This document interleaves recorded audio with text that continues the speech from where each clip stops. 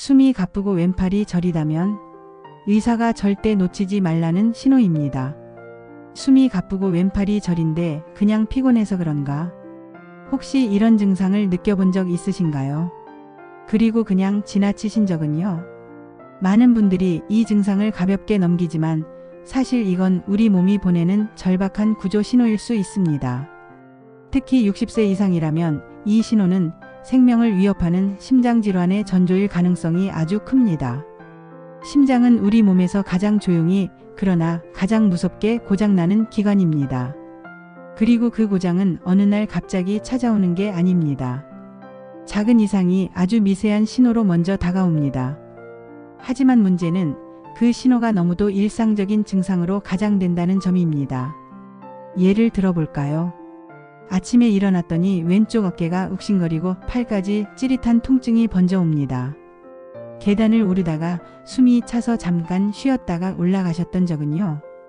혹은 명치 끝이 답답해서 소화불량인가 싶어 위장약을 드신 경험은 없으셨나요? 이런 증상들이 사실은 심장이 보내는 마지막 경고일 수 있다면 지금까지 몇 번이나 그 위험을 무심코 지나쳐 오신 걸까요? 68세의 정모 어르신은 어느 날 늦은 오후 마트에서 장을 보던 중 갑자기 왼팔이 저릿저릿했고 뭔가 숨이 차오르는 느낌을 받았다고 합니다. 처음엔 장바구니를 많이 들어서 팔이 저린 줄 알았답니다. 그래도 뭔가 이상한 기분이 들어서 가까운 병원으로 갔더니 응급실에서 들은 말은 심근경색 초기입니다. 그 말에 정 어르신은 순간 몸이 얼어붙었다고 했습니다. 본인은 전혀 심장에 문제가 있을 거라 생각하지 않았기 때문입니다. 다행히 빠른 조치로 큰 고비는 넘겼지만 의사는 말했습니다. 30분만 늦었어도 결과가 달라졌을 겁니다. 이처럼 심장은 갑자기 멈추는 게 아닙니다. 그 전부터 수없이 많은 신호를 보내고 있습니다. 그중 대표적인 것이 바로 호흡곤란과 왼팔 저림입니다. 심장은 관상동맥을 통해 산소와 영양분을 받아 움직이는데 이 혈관이 좁아지거나 막히면 심장은 즉시 스트레스를 받습니다. 그때 가장 먼저 반응하는 곳이 왼쪽 팔 그리고 호흡입니다. 왜냐하면 심장과 연결된 감각신경이 왼팔, 턱, 심지어 등까지 뻗어 있기 때문입니다. 심장에 이상이 생기면 통증이 해당 신경을 따라 방사되는 것입니다. 그러니 왼팔이 저리거나 무겁게 느껴진다면 반드시 심장을 의심해야 하는 이유입니다. 그리고 숨이 가쁘다면 그것은 심장이 온몸에 혈액을 제대로 공급하지 못하고 있다는 신호입니다. 혈액이 제대로 펌프질되지 않으면 산소가 부족해지고 몸은 숨을 더 빨리 쉬려 합니다. 결국 단순한 숨참이 아니라 심장의 기능 저하일 수 있다는 겁니다. 여기서 중요한 건 이런 증상들이 늘 아프게 나타나지는 않는다는 점입니다. 살짝 불편한 느낌, 살짝 답답한 기운만으로 끝나기 때문에 많은 분들이 무시합니다. 하지만 그렇게 놓친 처음이 마지막이 될 수도 있습니다. 당신이 사랑하는 사람 혹은 당신 스스로가 이런 신호를 느끼고도 괜찮겠지라고 생각하며 지나친다면 그건 정말 위험한 선택일 수 있습니다. 숨이 가쁘고 왼팔이 저릴 때 절대 그냥 넘기지 마세요. 그건 단순한 통증이 아니라 심장이 보내는 SOS 신호일 수 있습니다. 그리고 오늘 이 영상이 그 신호를 바로 알아채는 데 도움을 줄 수 있다면 그것이 바로 우리가 이 이야기를 나누는 이유입니다. 신체가 보내는 위험 신호 5가지. 사람의 몸은 위기에 처하면 반드시 신호를 보냅니다. 문제는 우리가 그 신호를 너무 자주, 너무 쉽게 무시한다는 데 있습니다. 심장은 특히 조용한 장기입니다. 고장날 때도 고요하게, 그러나 치명적으로 무너집니다.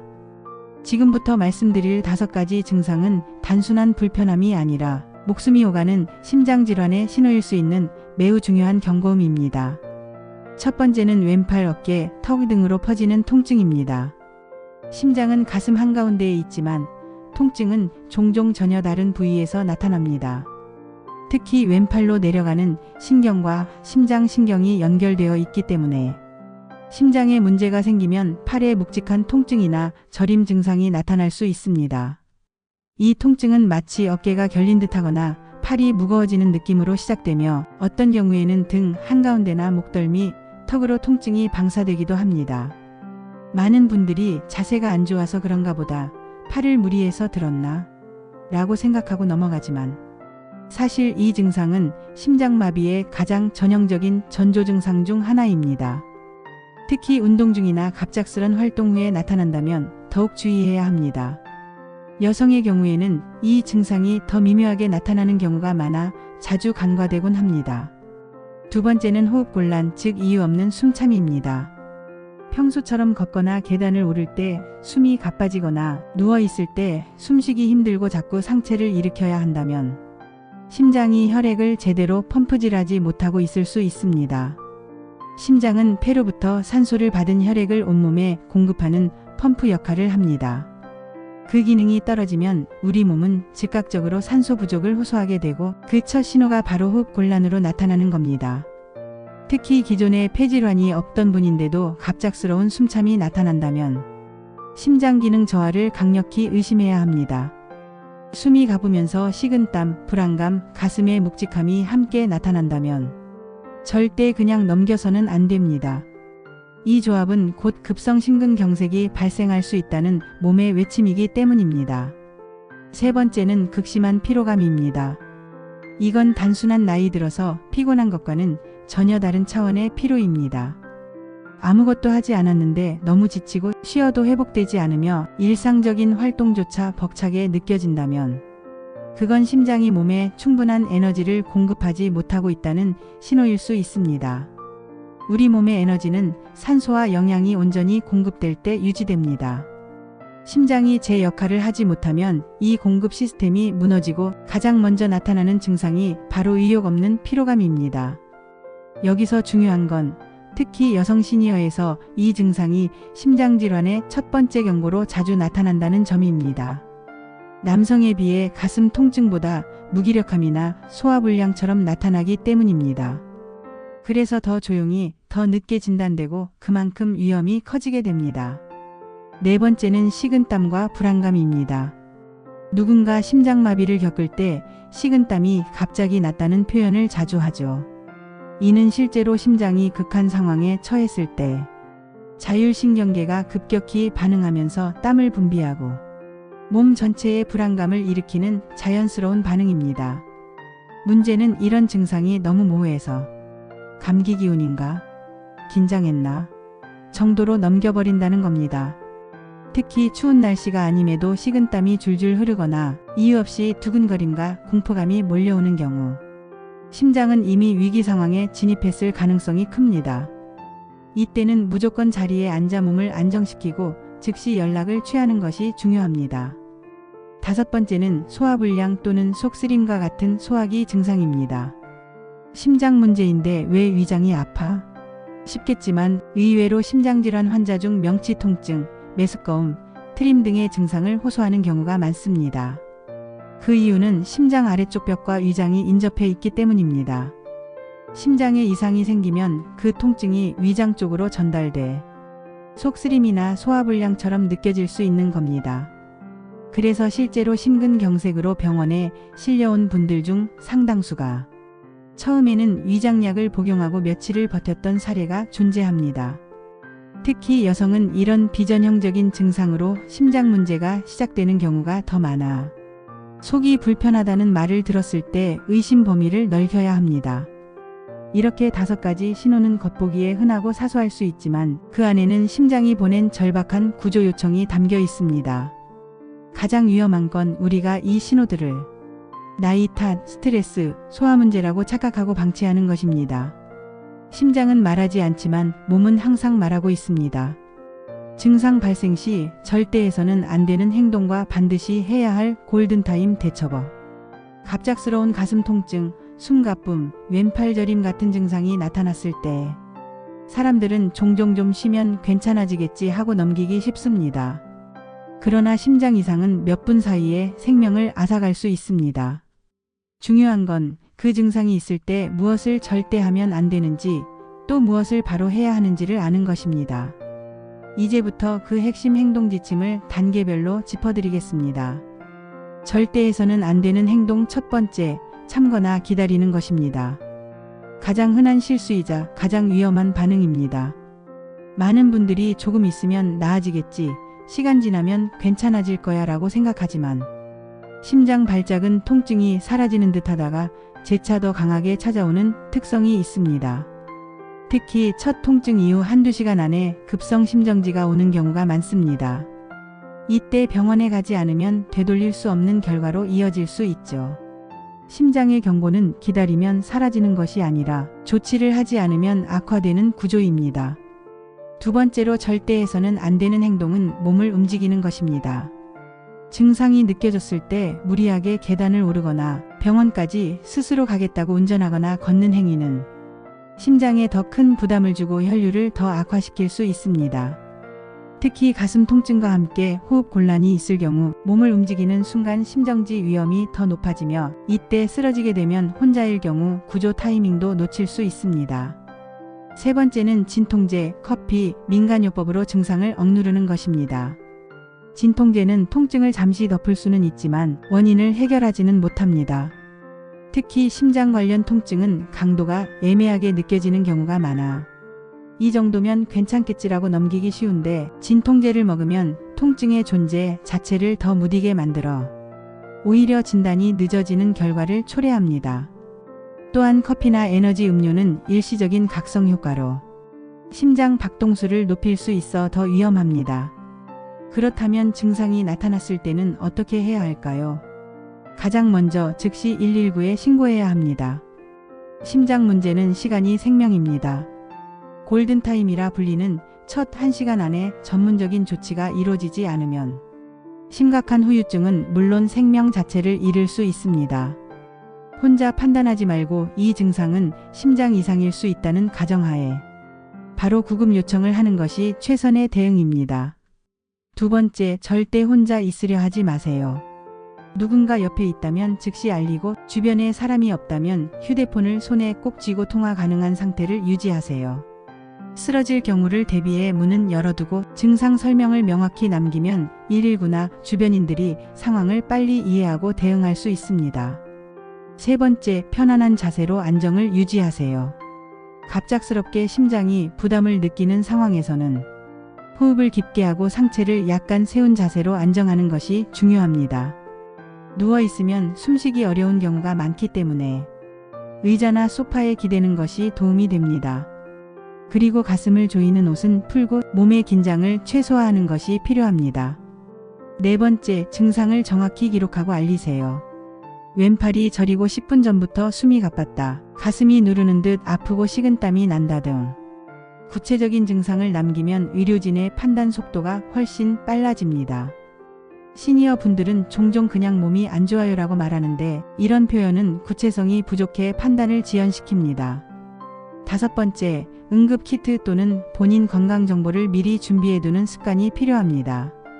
약물 알레르기, 복용 중인 심장약, 고혈압약, 당뇨약, 고지혈증약 종류, 지병, 수술 이력 등을 카드 형태로 지갑에 보관해두면 119 구급대원이나 응급실에서 바로 대응할 수 있습니다.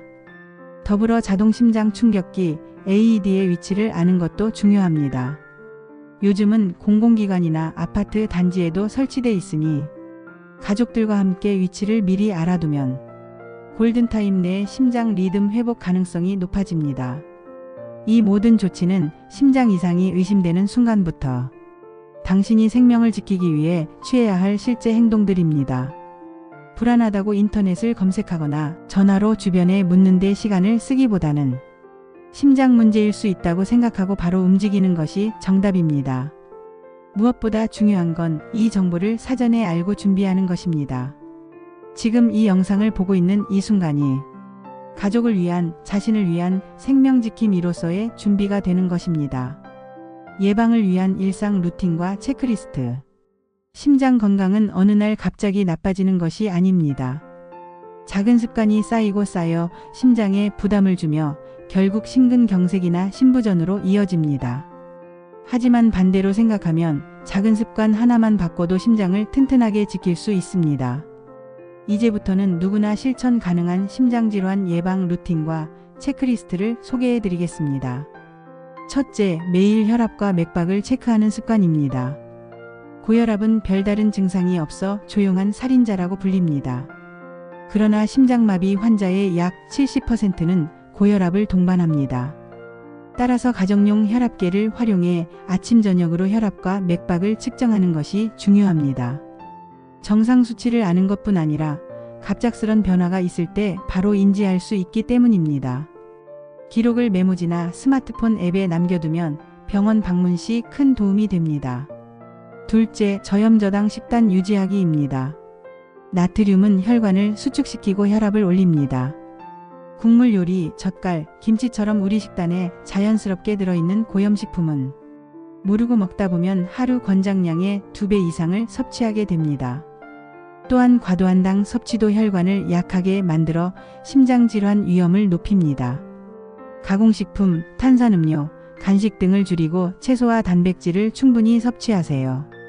특히 섬유소가 풍부한 식품은 콜레스테롤을 낮추고 오메가3가 풍부한 생선류는 심장염증을 완화합니다. 셋째, 하루 30분 이상 빠르게 걷기입니다. 무리한 운동보다 심장에 가장 좋은 건 꾸준한 걷기입니다. 혈액순환이 원활해지고 심장 근육도 강해집니다. 걷기 전후에 스트레칭을 하면 부상도 줄일 수 있고 기분도 좋아져 스트레스 관리에도 효과적입니다. 특히 60세 이상이라면 매일 3,000보에서 5,000보 걷기를 목표로 하는 게 좋습니다. 넷째, 스트레스 관리와 수면 관리입니다. 심장은 정신적 스트레스에도 민감하게 반응합니다. 분노, 불안, 긴장 상태가 지속되면 교감신경이 과도하게 활성화되며 이는 부정맥과 혈압 상승으로 이어집니다.